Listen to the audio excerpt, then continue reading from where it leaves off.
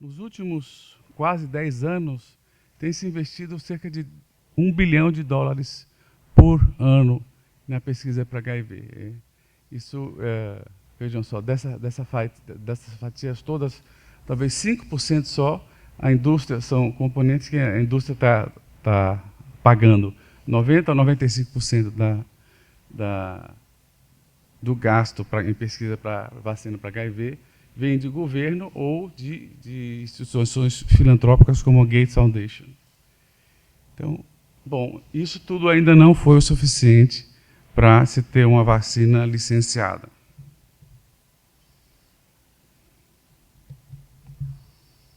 Então, no momento, esse slide ele não é exato, ele provavelmente não está atualizado para o dia de hoje, mas no momento que ele foi feito, haviam 38 ensaios clínicos em andamento, de vacinas com variadas premissas, mas ao redor de sempre de 1 ou 2 núcleos de premissas principais. Geralmente a geração de anticorpos ou a geração de respostas de linfócitos TCD8. Bom, mas será que existe alguma evidência que as células T têm um papel importante na proteção contra o HIV ou HIV? Existem algumas evidências que apoiam essa hipótese, né? Então, os pacientes que têm progressão lenta, na sigla que a gente usa é LTNP, os progressores lentos os não progressores de longa duração, são aqueles que passam 10, 20 anos infectados sem tratamento e com boa resposta imune, níveis de CD4 elevados, eles têm respostas CD4 muito fortes. Eles também têm dentro dos progressores lentos, aqueles que têm as respostas CD4 contra o HIV mais fortes são justamente aqueles que demoram mais para evoluir para o HIV. Também foi acumulado recentemente uma série de evidências de que linfócitos TCD4 citolíticos, como vocês podem lembrar na apresentação do Hendrik Strick do início da semana, que essas células podem, durante a fase aguda, elas se correlacionam com o controle da viremia do HIV. E elas foram induzidas no ensaio da Tailândia, o RV144. E elas estão, no modelo SV, a citotoxicidade de CD4 estava aparentemente associada à redução dos reservatórios de macrófagos de SV.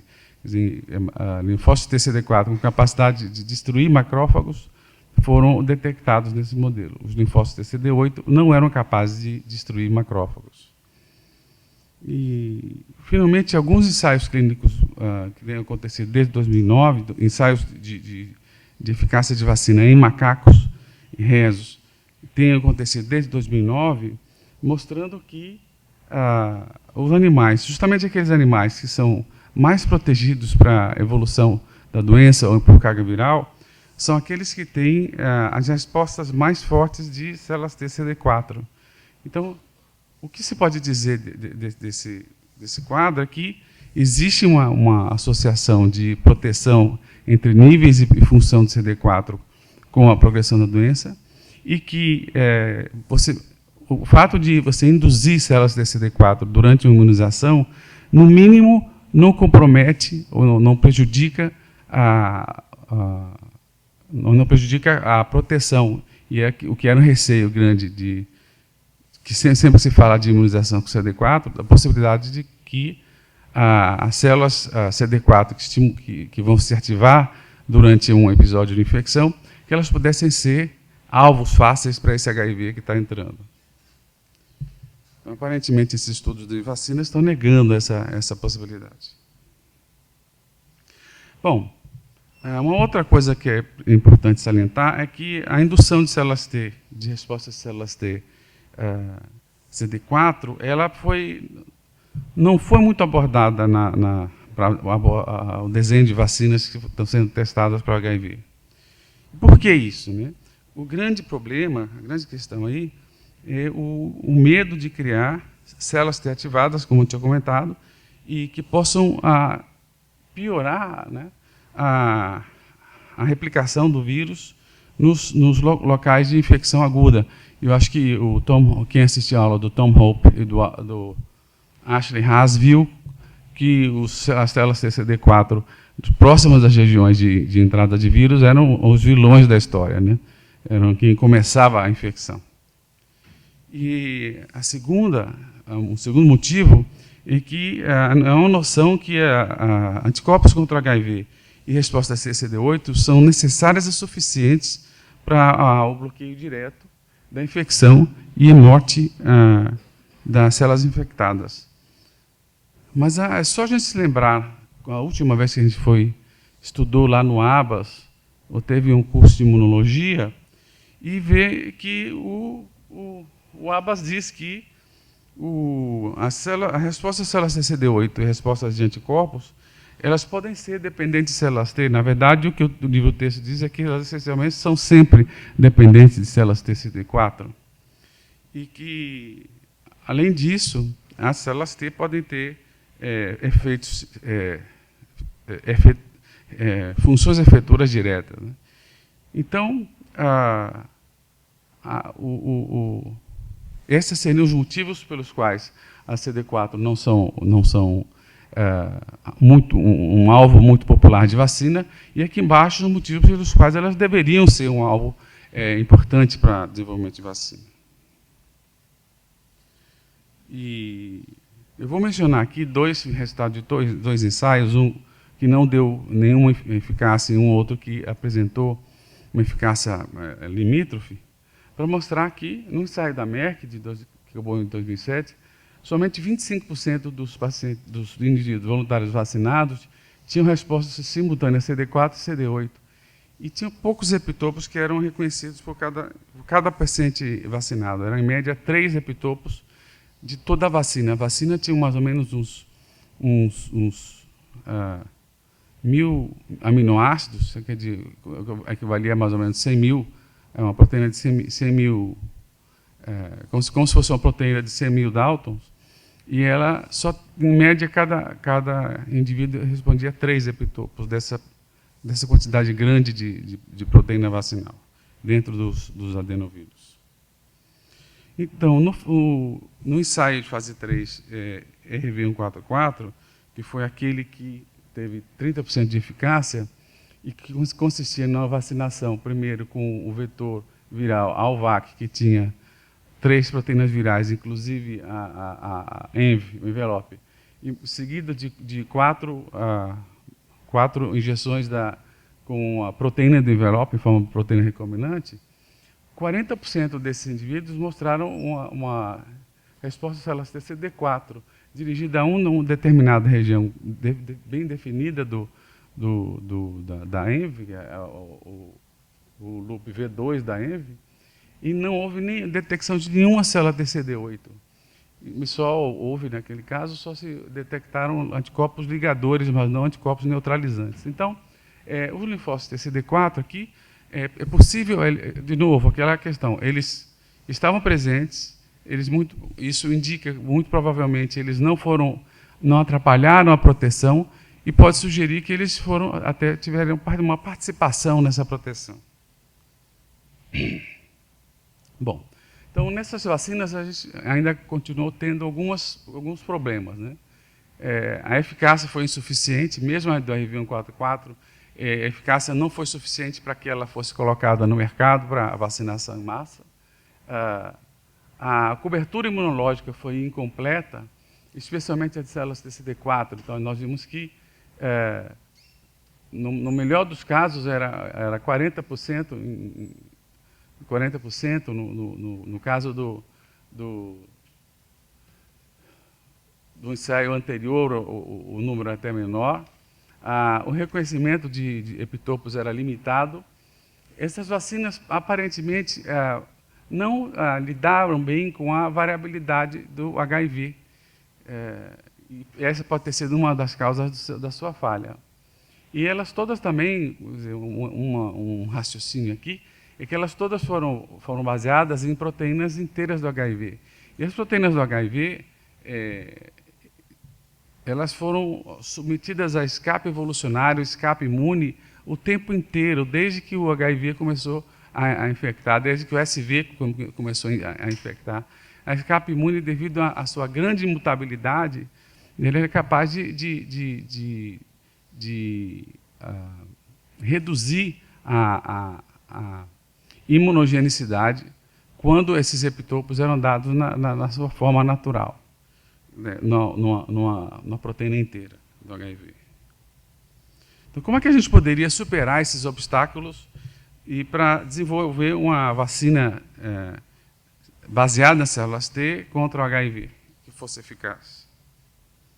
Se a gente quisesse desenvolver uma vacina baseada na indução de células TCD4, essa vacina ela teria que ser capaz de lidar com a diversidade tanto do vírus quanto da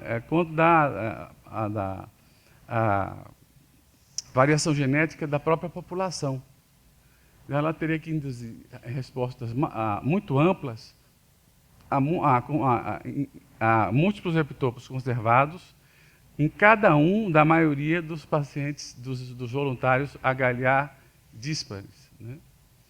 Por que isso? Para que uma vacina que fosse capaz de gerar, de ser, digamos assim, dificilmente ser alvo de escape, embora escape de CD4 seja algo polêmico, ainda se existe ou não, mas com certeza, quanto mais epitopos uma vacina pudesse elicitar, maior seria essa chance de poder fazer uma cobertura ampla da população. E, finalmente, dela poder fornecer auxílio cognato às células TCD8 e a produção de anticorpos. E, por que não, no final, será que a gente conseguiria ver a indução de células T efetoras anti-HIV, CD4?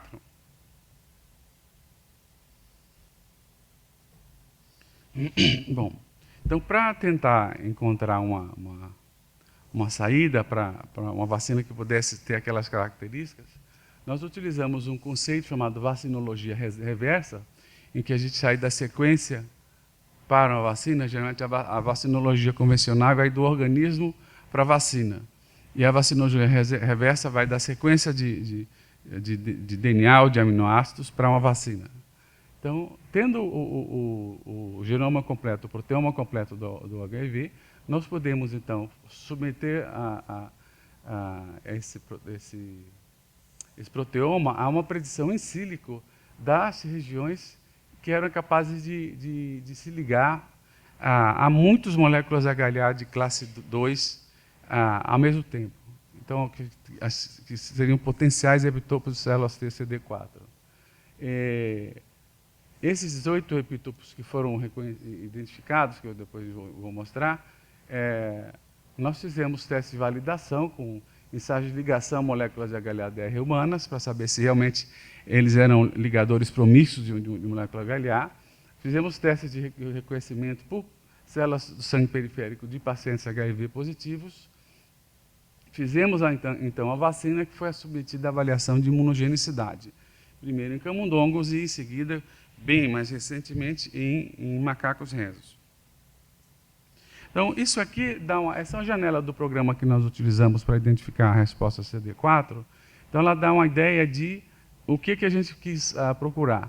Então, essa região aqui, que a gente chamou de GAG, posição 263-282, cada linha dessa corresponde à sequência de aminoácidos da própria proteína, repetida, mas o que está marcado aqui é a região que tem a capacidade de ligação àquele HLA determinado. São 25 HLAs DRs. Então, nós vimos que essa região aqui, ela é capaz potencialmente capaz, é previsto que ela seja capaz de ligar a 25 dos 25 HLAs. E isso a gente chama, essa característica a gente chama de promiscuidade. Tem outras promiscuidades, mas no caso aqui é uma promiscuidade molecular. Então, nós e junto com outros também, já utilizamos esse algoritmo para identificar epitopos imunodominantes de CD4 em uma série de outros patógenos e também para a identificação isso foi usado para a identificação de epitopos em autoantígenos e alérgenos e outros patógenos que não foram citados aqui. Só para mostrar aqui, existe uma correlação entre a porcentagem de moléculas que ligam o HLA e a porcentagem de ligação do epitopo do algoritmo trouxe aqui 3 exemplos: citomegalovírus, paracoccidiose brasiliensis e Citosoma mansoni. Então, existe uma correlação bastante boa entre o que o algoritmo prediz e o que o teste bioquímico de ligação peptídeo-MHC nos informa. Então, só para dar uma repassada, então, nós observamos que, no estudo da Daniela Rosa, que a adição de um epitopo, de uma região de peptídica capaz de ligar múltiplos epitopos, era capaz a proteína recombinante, ele era capaz que é essa aqui, essa proteína recombinante de uma outra proteína de malária, ela era capaz de aumentar em 2 logs a concentração de anticorpos contra o antígeno recombinante do Plasmodium vivax.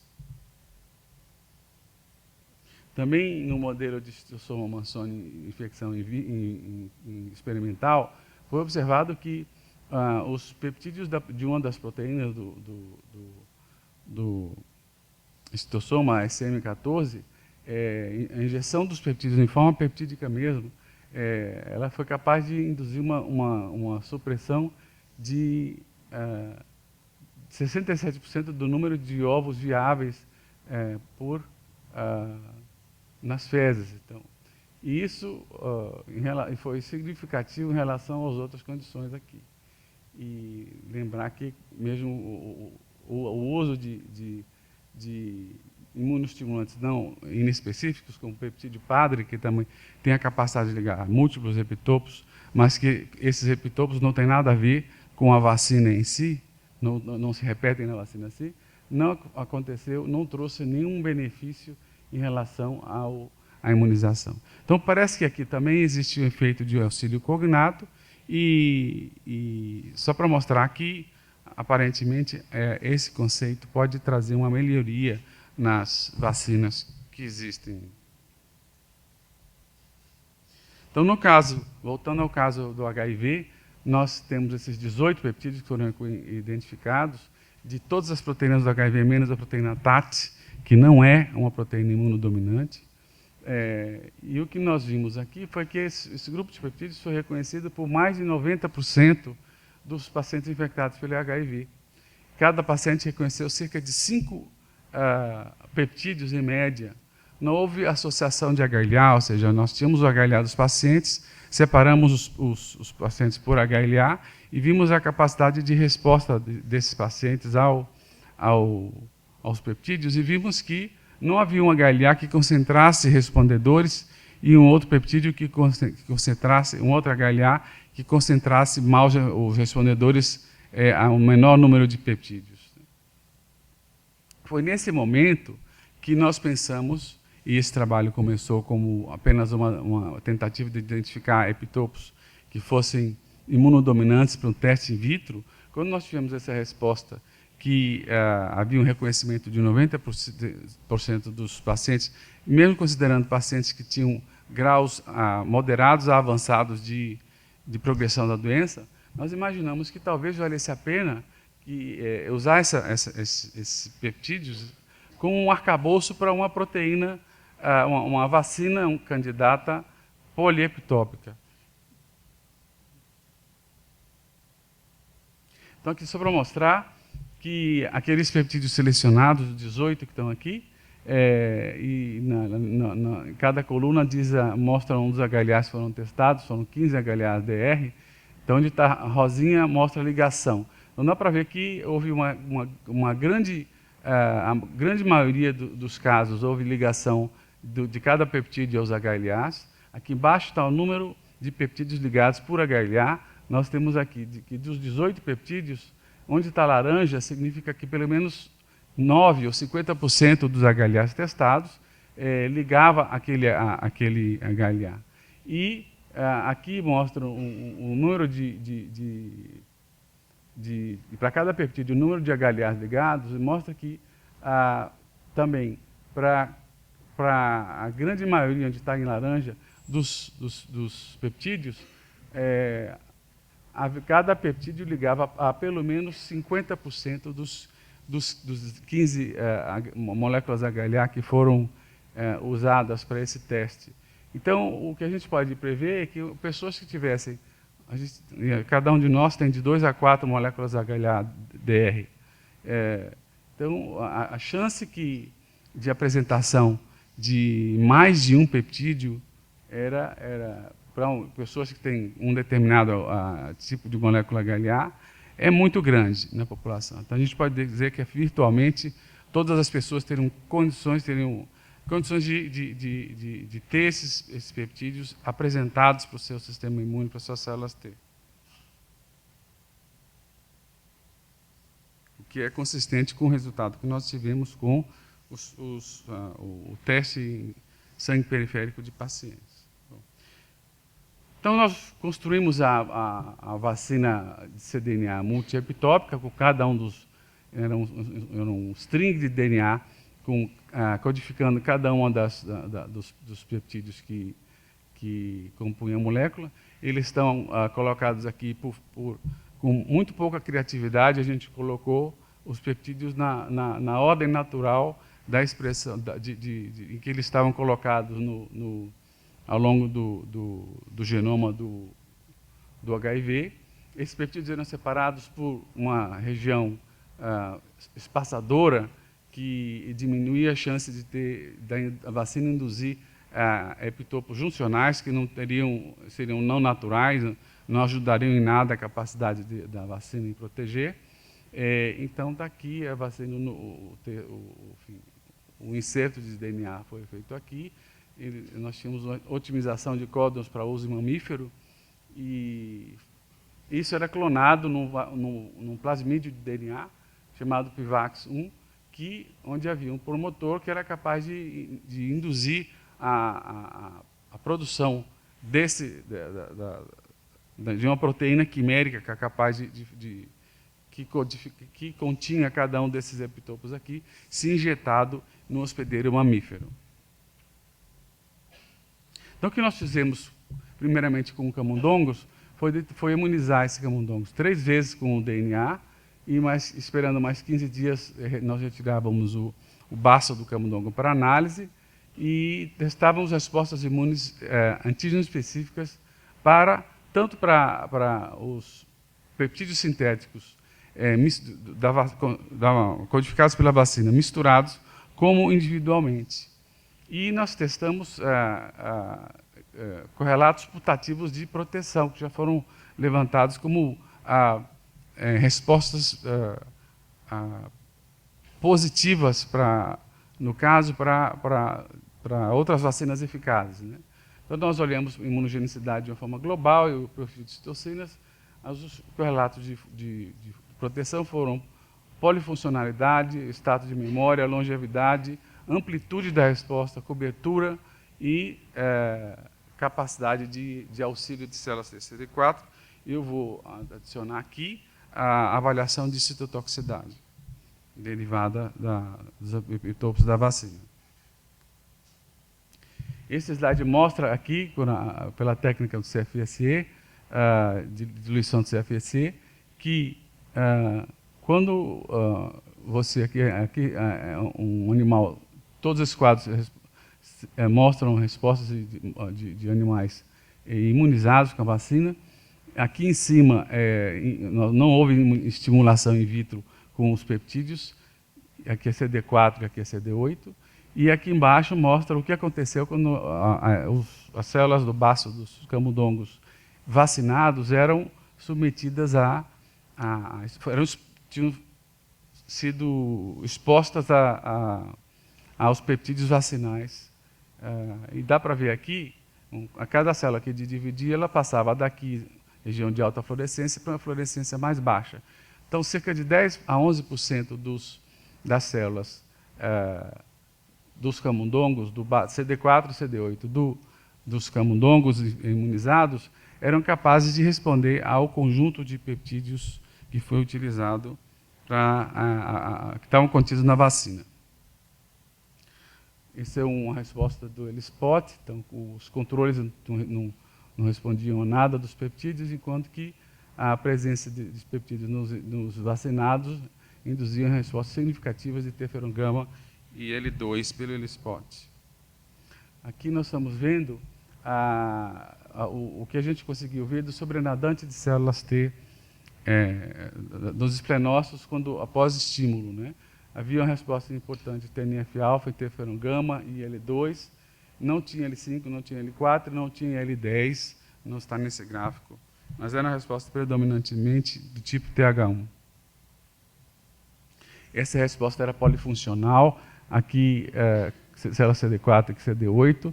Nós temos aqui, em cada eixo XY, a combinação das citocinas principais 2 a 2. Dá para ver que existe um número significativo para interferon gama, duplo positivo para TNF-alfa e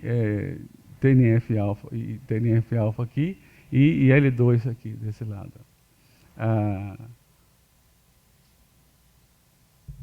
Essas células também eram gateadas no CFC, ou seja, células que já também proliferaram, elas proliferaram e produziam essas citocinas em combinação.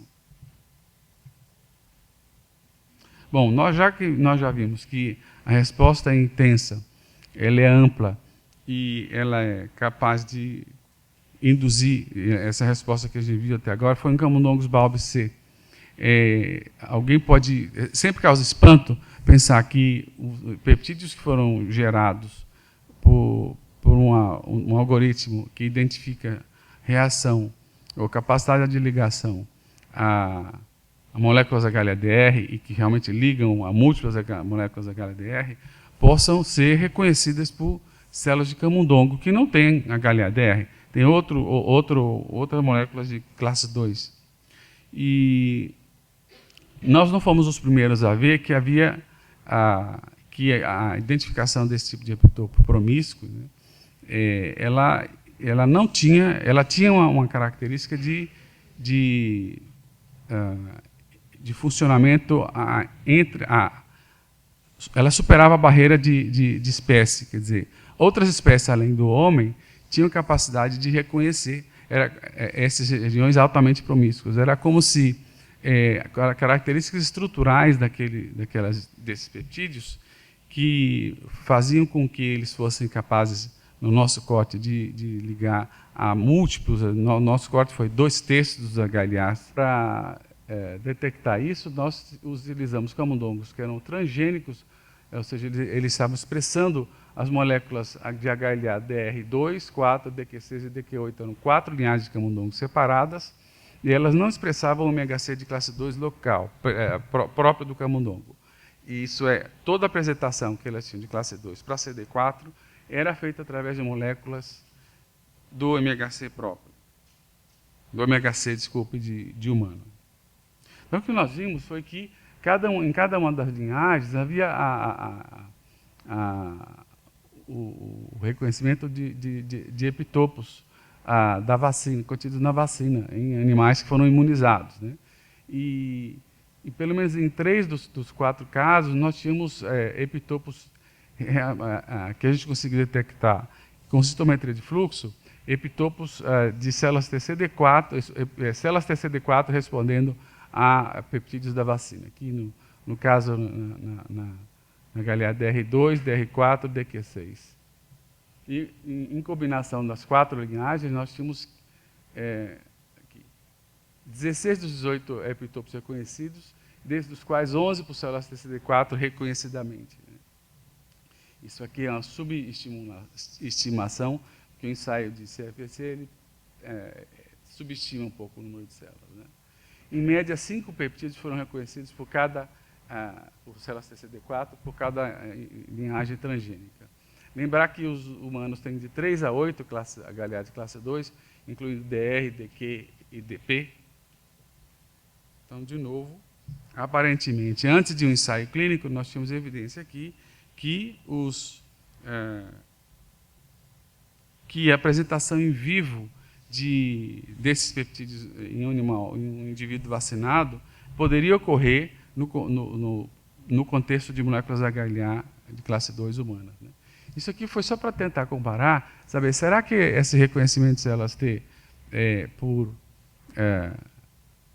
camundongos transgênicos, ele refletia o reconhecimento humano? Então, nós pareamos aqui o reconhecimento que foi encontrado no ELISpot em um camundongo que era transgênico HLA de classe 2, e nós vimos, comparamos com a resposta de ELISpot de 5 pacientes diferentes que tinham o mesmo HLA. E o que nós podemos ver foi que cada um dos 5 peptídeos que foram reconhecidos pelo camundongo transgênico por DR2, foram reconhecidos também por um ou mais dos pacientes que tinham, dos pacientes HIV positivos que foram testados também. Lembrar que esses pacientes não tinham só um HLA, DR2, eles tinham 6 a 8 outros HLAs que poderiam estar apresentando outros peptídeos e causar essa diferença, esse maior número de expressão do que a gente viu no transgênico. Né? Então, aparentemente, a reatividade que nós vimos quando vacinamos camundongos transgênicos, com DR e DQ humano, era semelhante à observada com pacientes que possuem o mesmo HLA. Então, o que nós podemos afirmar disso aqui é que uma vacina baseada em epitopos conservados e promíscuos, do CD4, ela era capaz de induzir respostas a múltiplos epitopos do contexto de múltiplas moléculas HLA de classe 2 e que nós tínhamos uma resposta polifuncional de longa duração, porque nós conseguimos ver essa resposta até 6 meses depois da vacinação. 6 meses na vida de um camundongo, que pode atingir 2 anos, se a gente fala de anos de cachorro, que um ano vale 7, os anos camundongo valem muito mais do que os anos de cachorro. Então, essa resposta é uma resposta de duração longa. Eu esqueci de dizer antes que no nosso algoritmo, nós selecionávamos somente regiões altamente conservadas do HIV, e depois aplicávamos o algoritmo para, dentro dessas regiões conservadas, ver as regiões que tinham predição de ligação mais promíscua. Bom, uma pergunta que ficou, a gente fez, na hipótese que nós tínhamos feito no início, era que a vacina HIV-BR18, de CD4, ela poderia fornecer auxílio cognato, auxílio direto, a proteínas, a respostas de células TCD8 específicas para o HIV. Então, nós, tirando partido de que havia vários epitopos dentro da nossa vacina, de várias das proteínas, nós fizemos um experimento em que nós comparávamos a administração de 2 doses da HIV-BR18 seguidas de mais 2 doses da proteína GAG, da proteína de DNA, uma vacina de DNA codificando da proteína GAG, nós, comparados com a 4 doses, que era aquela somatória de doses aqui, com a mesma proteína GAG, queríamos saber se essa pré-imunização, essa imunização com o BR18 era capaz de melhorar a resposta ao que você conseguia somente com a proteína GAG. E também fizemos um outro experimento, fomos ver utilizando o perfil de imunogenicidade convencional. Também fizemos um desafio com a vírus vacina contendo a proteína GAG, expressão da proteína GAG, para saber se essa imunização, ela, com a vacina, era capaz de induzir, de suprimir, de algum jeito, a replicação desse vírus que tinha um epitopos que tinha codificando a molécula GAG inteira.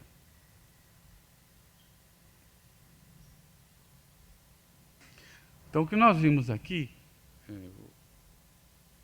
em cinza é a resposta a GAG 4 vezes, em preto é a resposta a 2 vezes a vacina BR18 e 2 vezes GAG. Então, nós podemos ver que para 2 pools da proteína GAG não havia resposta com a proteína, com o protocolo só com a proteína GAG, mas houve resposta intensa com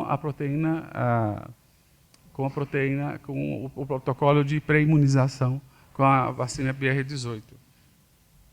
Também houve outros casos em que essa resposta que já havia com 4 vezes GAG, ela foi aumentada bastante com as respostas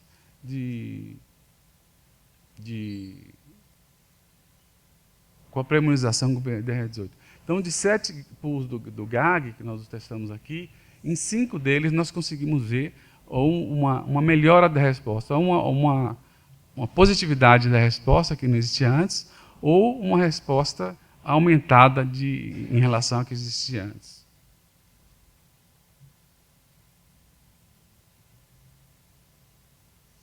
O aumento da magnitude e da amplitude da resposta é de cerca de 4 vezes. Então, esse é aquele experimento que eu mencionei, em que nós imunizávamos os camundongos com vários protocolos vacinais. Então, eu vou mencionar aqui, esse é aquele protocolo onde nós tínhamos 2 vezes a proteína, a vacina de DNA codificando, no caso, 27 epitopos, é uma variação, mas é uma vacina de CD4 também. E nós comparamos essa resposta a uma condição onde se dava 2 vezes o plasmídio vazio, PIVAX, ao invés da BR27, seguida de 2 vezes a proteína recombinante. A vacina de DNA contendo a vacina recombinante, a proteína recombinante GAG. Então, o que nós podemos observar aqui foi que, quando a gente fez uma pré-imunização com a vacina CD4, houve a diminuição do título de vacina no ovário, que esse é um ensaio, de 1 log. Então, a pré-imunização foi capaz de conter ou de reduzir parcialmente a replicação viral de um vírus que continha uma proteína com epitopos compartilhados com a vacina. Então, sugerindo que havia um efeito cognato de auxílio que poderia ter sido gerado por células T CD4 citotóxicas ou CD8 citotóxicas. Nós não conseguimos distinguir com esse tipo de ensaio só, nós temos que fazer uma transferência para poder saber qual era o tipo celular que efetuava esse controle parcial. Nós também queríamos testar uma outra parte da hipótese, né? Se a pré-imunização com a vacina de CD4 era capaz de modificar ou melhorar a resposta de uma imunização posterior com a proteína GP140. Então, aqui, nesse caso, nós queríamos saber se, uma pergunta análoga, nós queríamos reproduzir mais ou menos o que acontecia no ensaio RV144, quando houve uma imunização prévia com várias proteínas inteiras do HIV, seguida de na forma de um vetor viral, nesse caso, e seguida de imunizações com a proteína do envelope.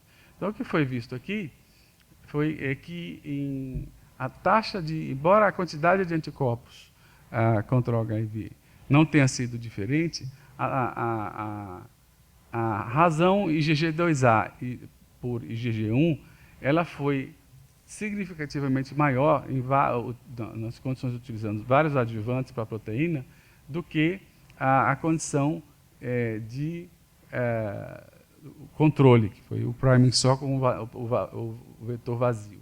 Então, aqui parece mostrar que existia um efeito, mesmo com vacina de DNA, existia um efeito na gênese desses anticorpos. E no camundongo é interessante observar que a IgG2A é uma subclasse de imunoglobulinas que tem capacidade subclasse de IgG, que tem capacidade aumentada de lise por complemento, de algumas das propriedades que são associadas a fenotipos associados à proteção por exemplo, no ensaio RV144. Recentemente saíram 2 trabalhos mostrando que a IgG3 em humanos também estava significativamente aumentada nos soros dos pacientes do grupo vacinados do RV144, quando comparados com ensaios anteriores que não tinham dado certo, só com a proteína recombinante a GP120.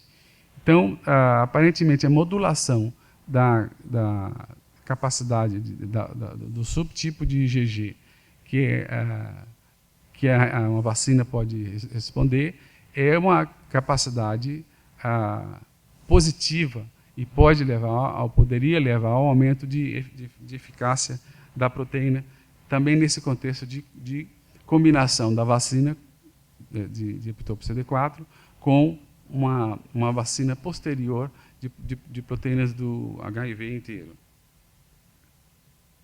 Bom, outra questão que nós queríamos saber será que nós podíamos induzir respostas de reatividade cruzada, ou seja, respostas contra epitopos conservados contra todos, digamos, na nossa ideia, contra todas as linhagens do tipo M do HIV1, tipo M do HIV1, dos quais os subtipos familiares B, C, F são subtipos do tipo M, abrangem a maior quantidade de infecções pelo vírus HIV. Os outros tipos N, O e HIV2 respondem por uma minoria dessas coisas. Então, nessa parte do trabalho que foi feita pelo Rafael, que está por aqui, imagino, nós testamos, então, depois da imunização com essa vacina, o Rafael testou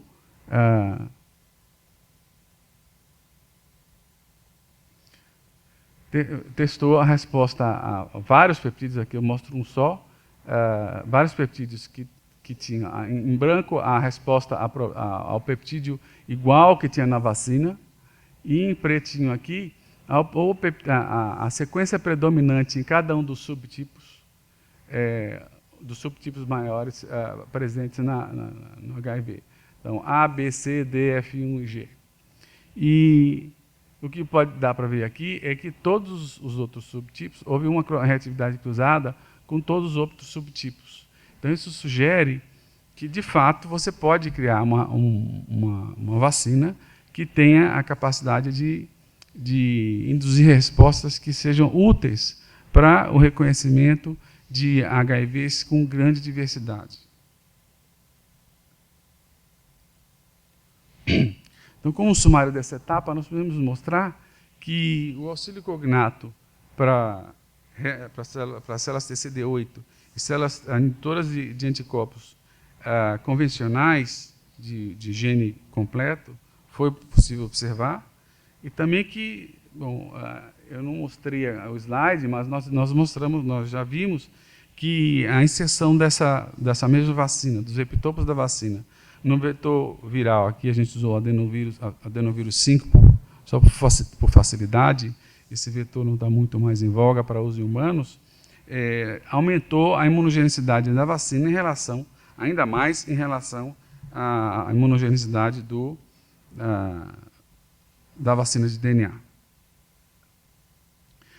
Então, nós imaginamos até aqui que ela pode ser usada para fornecer auxílio cognato para vacinas convencionais, ela pode aumentar a cobertura de vacinal numa população humana que é geneticamente heterogênea para o HLA, e o HLA é um dos loci mais geneticamente heterogêneos que existem, né?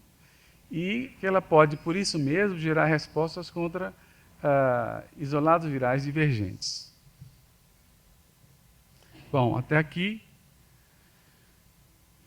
boa parte do que eu mostrei aqui, até aqui, com exceção de alguns últimos slides, eu falei no último curso, mas agora eu vou falar de coisas que aconteceram bem recentemente, que foi a imunização de macacos rezos. Existe um dito entre os pesquisadores que fazem experimentação, que é assim, especialmente os imunologistas, que é: os camundongos mentem e os macacos nem sempre dizem a verdade. Então, nós vamos tentar nos aproximar a resposta que a gente observou, que a gente poderia observar em humanos, testando macacos rezos. E nós usamos para isso macacos rezos da colônia do Instituto Butantan. Talvez vocês tenham visto os macaquinhos dessa colônia, porque é uma colônia aberta, com grade para as escolas virem ver os macaquinhos e tudo, as mães com os filhotinhos e tudo. E é uma das coisas mais populares lá do Instituto Butantan. E há muitas décadas eles estavam sendo utilizados somente para isso, para as criancinhas irem lá olhar e achar bonitinho aqueles macacos. Nós propomos, então, utilizar esses animais para o nosso ensaio de vacinas. Para isso, nós inicialmente fizemos um ensaio piloto, com apenas 4 animais, e o que nós fizemos foi uma imunização com DNA, nos mesmos moldes que nós fizemos com o HIV, evidentemente com outro tipo de dose. O camundongo recebia 100 microgramas e o intramuscular, e o macaco recebia 4 miligramas, e seguido na verdade, depois de cada imunização, havia uma avaliação da resposta desses animais. Mas eu vou mostrar alguns dados disso aqui, mas principalmente os dados depois, 2 semanas depois da terceira imunização, que era o que nós vimos quando nós fazíamos os ensaios com camundongos. Uma diferença adicional que nós fizemos nesse ensaio foi o seguinte: vacinas de DNA em primatas, elas são capazes de induzir respostas mais baixas em humanos, primatas, inclusive nós humanos, que somos, né, homens primatas. Alguém lembra da música lá dos anos 80, que eu não sei mais qual foi o grupo? Mais baixas, são respostas mais baixas do que as respostas de camundongos, que têm uma capacidade inerentemente maior. Então, para tentar aumentar essa reatividade, nós utilizamos o princípio da eletroporação, onde a vacinação se segue a um estímulo elétrico local, que aumenta a capacidade de transfecção de células musculares em vivo. E, com isso, um aumento de produção do antígeno proteico e possivelmente um aumento da imunogenicidade dessa vacina.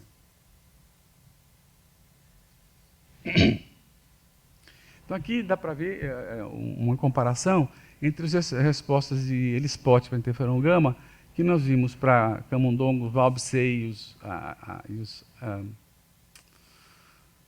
transgênicos para moléculas H de classe 2, eles eram aqui da ordem de 300 spots, e a resposta que a gente viu em cada um dos 4 macacos. Então, a resposta mais fraca de L-spot que nós vimos foi 2.500 spots, a mais alta foi acima de 3.000. Então, nós vimos aqui um efeito de 5 a 10 vezes de magnitude de resposta 5 a 10 vezes maior do que a gente encontrava entre camundongos. Parte desse efeito pode ter sido por conta do uso da eletroporação. Mas, levando em consideração que os macacos teriam resposta subótima sem eletroporação, talvez esses resultados signifiquem que a vacina, de fato, é mais imunogênica nos macacos do que nos camundongos. Talvez por causa da maior semelhança do locus MAMU, que é o locus do MHC de classe 2, dos macacos em comparação ao HLA humano. Então, o que a gente viu agora, detalhando por cada peptídeo individual, nós temos a resposta de cada macaco a cada peptídeo individual contido na vacina. Então, nós vimos aqui que 13 dos 18 epitopos foram reconhecidos e, em média, 8 peptídeos foram reconhecidos por animal. Aqui só considerar que nós utilizamos 4 indivíduos, né? Quando nós fizemos o teste com humanos, nós testamos 32 indivíduos e vimos que havia reconhecimento de 17 dos 18 epitopos, né? E uma média de 5 epitopos reconhecidos. Então, aqui, provavelmente com um número maior, nós veríamos uma cobertura maior, reconhecimento de um número maior de epitopos aqui. Essas células T são polifuncionais, ou seja, havia uma grande concentração de células capazes de produzir simultaneamente, por exemplo, as 3 citocinas principais, interferon gama, IL-2 e TNF, e dá para ver aqui já que existe uma predominância de resposta de células CCD4 em relação às células CCD8. Isso é bem diferente do que foi observado em camundongos, quando haviam respostas muito semelhantes de CD4 e CD8. Então, parece que quanto mais você chega perto da resposta imune do humano, mais a vacina vai se comportar da forma que a hipótese foi gerada, né? Aqui a gente está mostrando as respostas de interferon gama que ocorreram nos 4 animais e foram bastante significativas. Isso aqui com citometria de fluxo. O TNF-alfa também tem um perfil muito semelhante. Com a produção de IL-2, olha, sempre também foi importante, 3 dos 4 animais. Sempre importante ver que as respostas aqui são predominantemente do CD4 em relação ao CD8. Aqui a produção de MIP1-beta por essas células, que tem um dos parâmetros importantes de função. E de CD107, que é uma proteína de membrana. Quanto tempo eu tenho? Acabou? Tá. Bom, vamos acelerar. Aqui só para ver que nós temos uma quantidade significativa de células granzima B positivas e nas células T de memória. Então, isso significa que as células de memória apresentam um perfil citotóxico. Então, o sumário dos rezos é que essa vacina nos macacos induziu respostas fortes, amplas e polifuncionais, e que essa parte dessa resposta tem um perfil citotóxico. As nossas perspectivas são combinações de vetores virais, que vão preceder um ensaio clínico fase 1. Tenho que rapidamente, porque acabou o meu tempo, falar sobre as pessoas importantes nesse projeto. Tudo que foi feito com rezos foi feito pelo esforço da Susan Ribeiro, o Rafael, a Simone, o Vinícius, que não está aqui, fizeram muito